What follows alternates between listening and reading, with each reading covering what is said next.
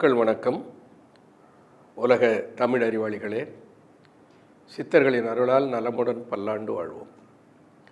மக்கள் தொலைக்காட்சியில் புத்தம்புது காலை என்கின்ற தொடர் நிகழ்ச்சியிலே, இதற்கு முந்தைய நிகழ்ச்சியில் இந்த மூலமாம் குளத்திலே முளைத்து எழுந்த கோரையை, அது பாடலில் கோரையை என்று எழுதிவிட்டார்கள். ஏதோ குளத்தில் போய் கோரையை 4 கட்டு அறுத்துக்கிட்டு வர மாதிரி அந்த பாட்டினுடைய பொருள் வெளிப்பக்கத்தில் வெளித்தோற்றத்திலே இருக்கும். உள்ளே பார்த்தால் மூலாதாரமாகிய அந்த குளத்திலே முளைத்தெழுகிற கோழையை, கோழை என்றால் சளிதான் மரணத்துக்கு அதிகாரி. கோழையை காலமே எழுந்திருந்து, அதிகாலையில் பிரம்ம முகூர்த்த நேரத்தில் எழுந்திருந்து 4 கட்டு அறுப்பறையில். இப்போ 4 கட்டு அறுக்கிறதுனா என்ன? திருமூலம் கூட 3 கட்டை பற்றி தானே பேசுகிறாங்க, என்ன 4 கட்டுன்னு வருது.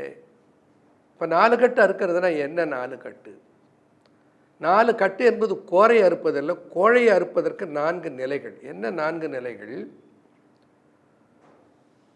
பூரகம், காற்றை உள்ளே இழுத்தல்; கும்பகம், காற்றை உள்ளே நிறுத்துதல்; ரேச்சகம், காற்றை வெளியிலே விடுதல்; சூன்யகம், காற்று இல்லாமல் நிறுத்துதல். இப்போ 4 கட்டு, 4 நிலைகள்.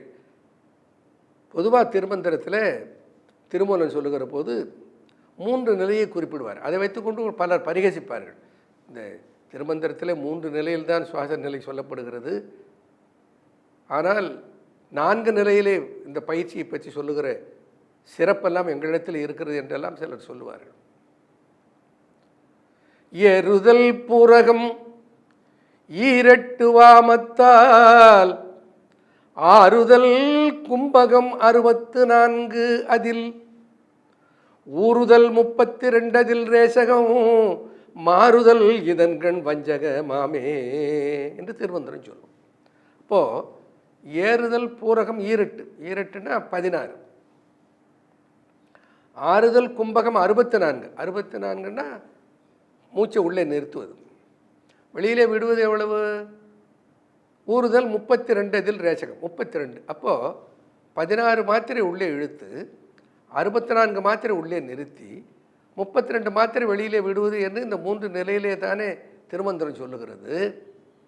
இங்கே 4 கட்டுன்னு சொல்கிறீங்களே என்று ஒரு கேள்வி எழக்கூடும். அதை புரிந்து கொள்ள வேண்டுமானால் நம்ம என்ன பண்ணுவோம்? அழகனி சித்தனை போய் கேட்கணும்.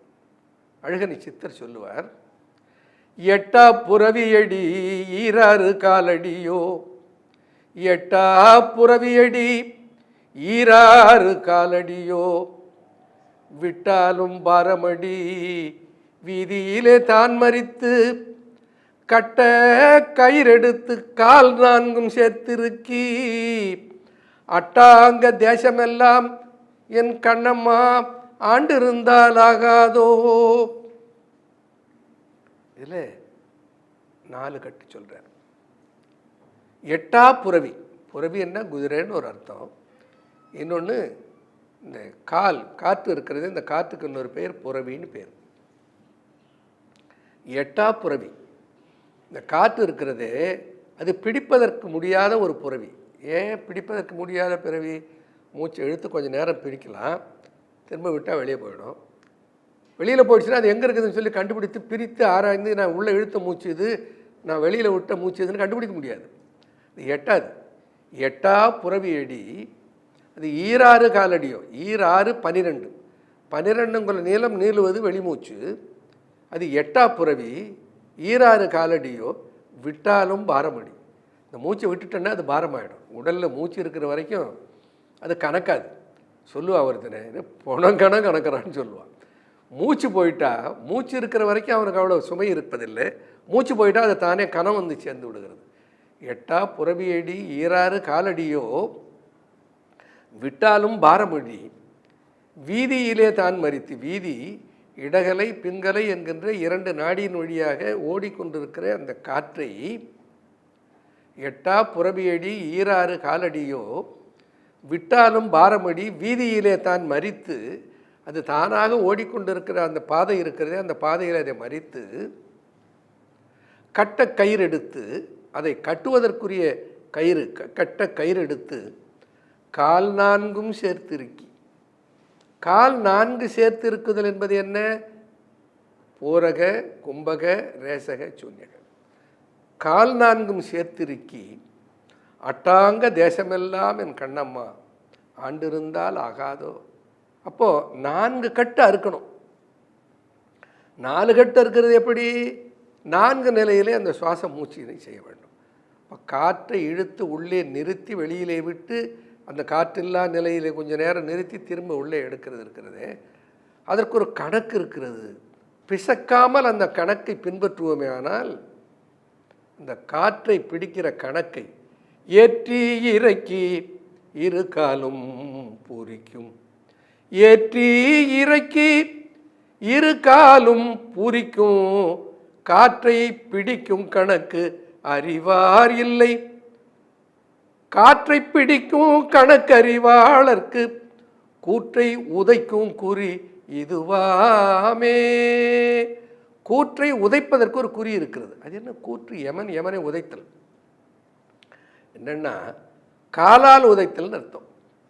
கால் என்ற சொல்லுக்கு நம்முடைய கால் என்ற ஒரு பொருள் இருக்கிறது, இன்னொரு பொருள் இருக்கிறது. கால் என்றால் காற்று. காலால் உதைத்தல்னா காற்றால் உதைத்தல். காற்றை நீ சரியாக கட்டுப்படுத்தி கணக்கை சரியாக பயன்படுத்தி ஏற்றி இறக்கி இருகாலும் பூரிக்கும் காற்றை பிடிக்கிற கணக்கு, அந்த காற்று தான் இந்த இடத்துல கால். காலால் உதைத்தல்னா நம்ம காலால் உதைக்கிறது இல்லை, மூச்சு காற்றால் நமனை உதைத்தல். மூச்சு காற்றை பிராணாயாமம் என்று வடமொழியில் சொல்லப்படுகிற வாசியோகம் என்கின்ற நம்முடைய இலக்கியத்திலும் இலக்கியத்திலும் பேசப்படுகிற இந்த வாசி யோக பயிற்சியை முறையாக செய்தால் ஒவ்வொரு அணுவும் ஒவ்வொரு செல்லும் ஆரோக்கியமடைந்து இளமைக்கு திரும்பி முதுமை அகன்று வளத்தோடும் நலத்தோடும் இருக்க முடியும் என்கின்ற ரகசியத்தை தான் சித்தர்கள் இந்த பாடல் மூலமாக நமக்கு சொல்லுகிறார்கள். இதை தொடர்ந்து நாம் பார்ப்போம். நன்றி, வணக்கம்.